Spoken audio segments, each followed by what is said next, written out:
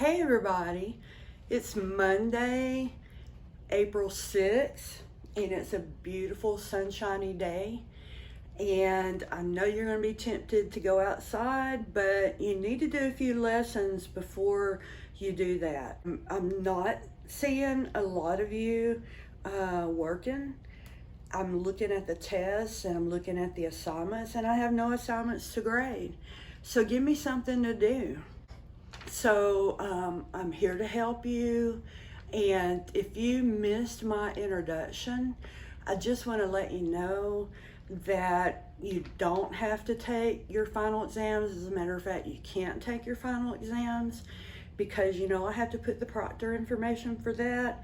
But just send me an email when you finished all the assignments and all the tests on your course, and I can go ahead and get in touch with NLRO and ask them to open another class. So again, you don't have to take those finals before I can open another class. Today we're going to talk about a research assignment, and it basically gives you information on how to write a research paper. Some of these topics, I will admit, are pretty hard, but you can always go back to the lessons and read that until you understand it. You can do further research on it. Just try Googling the topic, and it may give you some more information. You can even go to Spark Notes, and they explain it very well in there. Okay, let's get started. Okay, we're going to be studying writing a research paper today.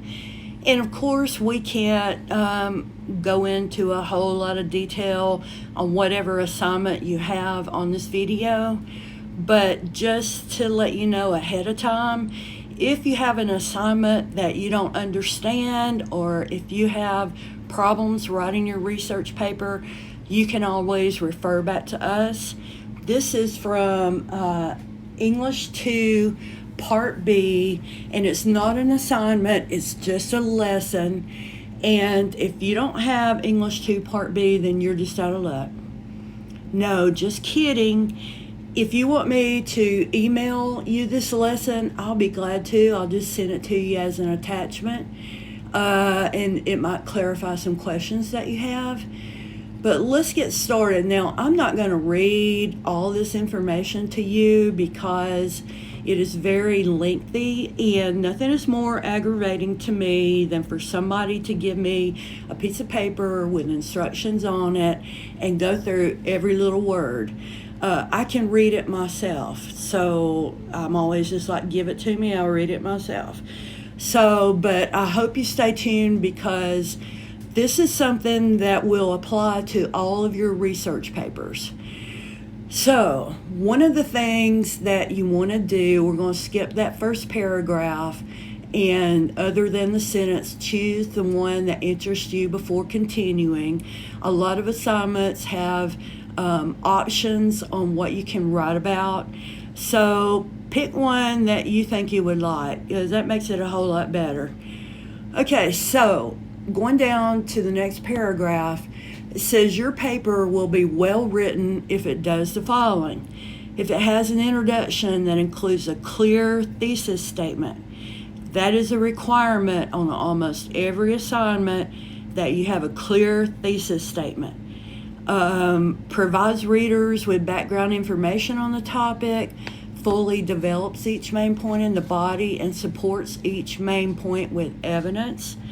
Uses and gives credit to different relevant and reliable sources in correct format, is objective and uses formal language, and restates the thesis at the conclusion and leaves the readers with a closing thought.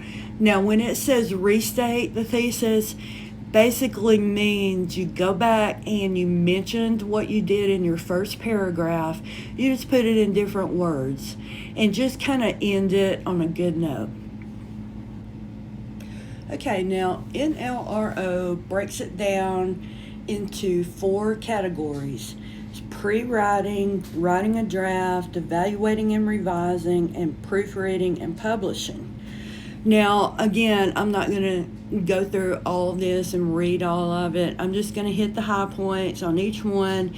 I have offered to send you a copy of this, and I hope I get a lot of emails wanting this. So in pre-writing, of course, what you're going to do is you first got to choose your topic. Then you want to collect information and then organize it. In writing a draft, remember to always grab your reader's attention in the introduction of the paper. Give background information. State your main points and give evidence and support to them by elaborating. Now, when it says grab your reader's attention in the introduction of the paper, you don't need to say, my name is John Doe and I'm going to be writing about blah, blah, blah. You just need to say something like, I'm going to be writing about blah, blah, blah, or blah, blah, blah happened in this story. Something other than I'm writing about, because they already know your name. And you really shouldn't use pronouns like I, myself, me in your writing, because it's not considered academic language. Now, the next category we're going over is evaluating and revising.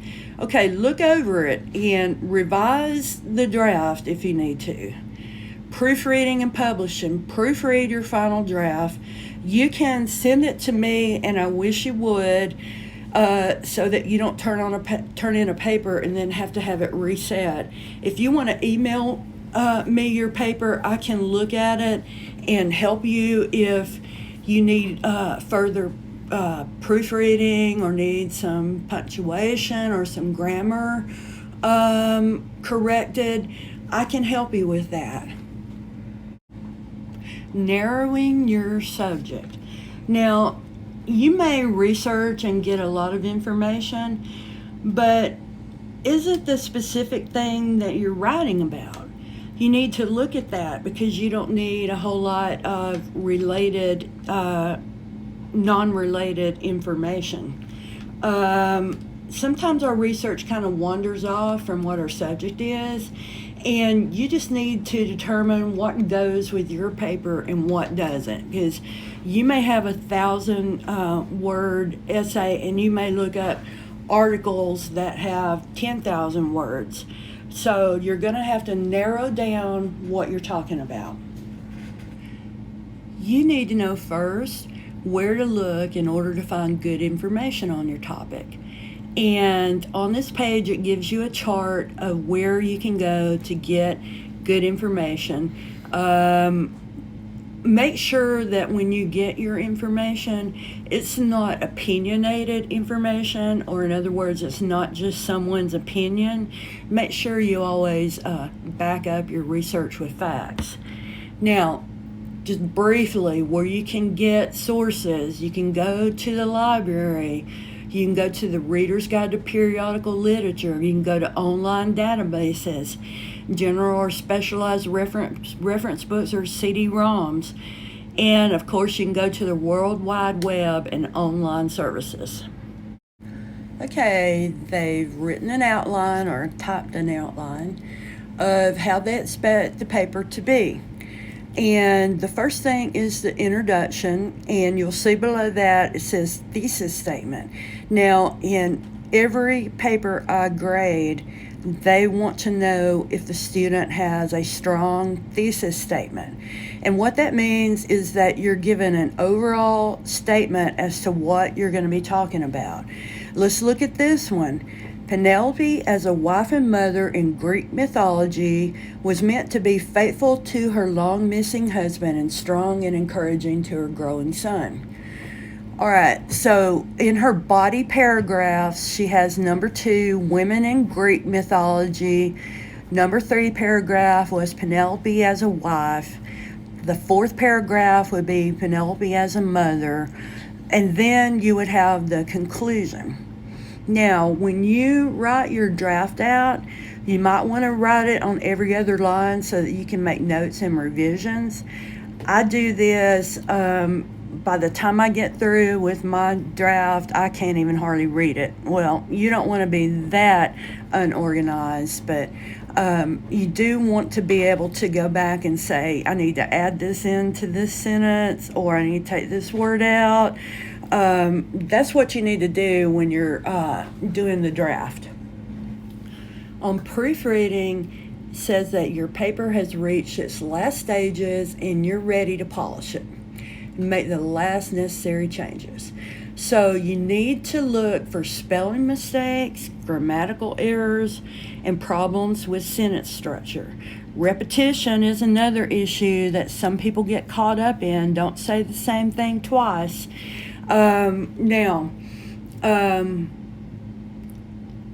Always on every assignment that I grade, they give me a rubric and they tell me how to grade it.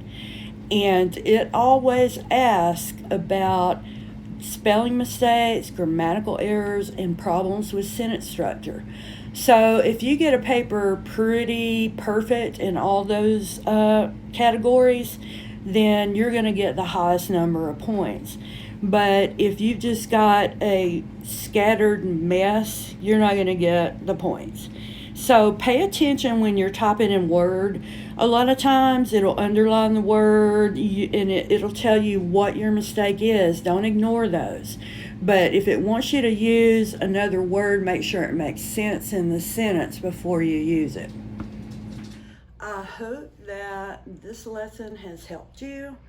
And any question that you may have, if you're on a test and you're just totally stumped and can't find an answer, just email me and I'll try to direct you to the right part of the lesson to help you get that answer. I'm, of course, not going to tell you the answer, but I'm going to give you the place where you can read. Now, only if you get stumped, don't send me a list of all 20 questions. I'm not going to do that. But I don't mind you getting in touch with me on any assignment that you need further clarification on, or any lesson that you don't understand. You can always get in touch with me, and my email address is at the bottom of the screen. Now, I also want to let y'all know that if you know another Job Corps student who is in our high school classes, or actually any of our classes, please tell them that they need to get to work, because we have a lot of videos posted on Google Classroom, and we would love for you to take advantage of looking at those videos.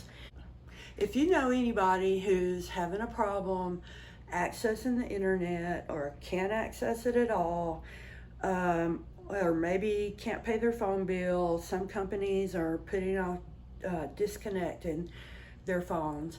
So if you have any questions about this, or you want to share this information, it would be greatly appreciated by us. And you can find that in the description box underneath this video. Just wanted to give you a reminder of that. Have a good day.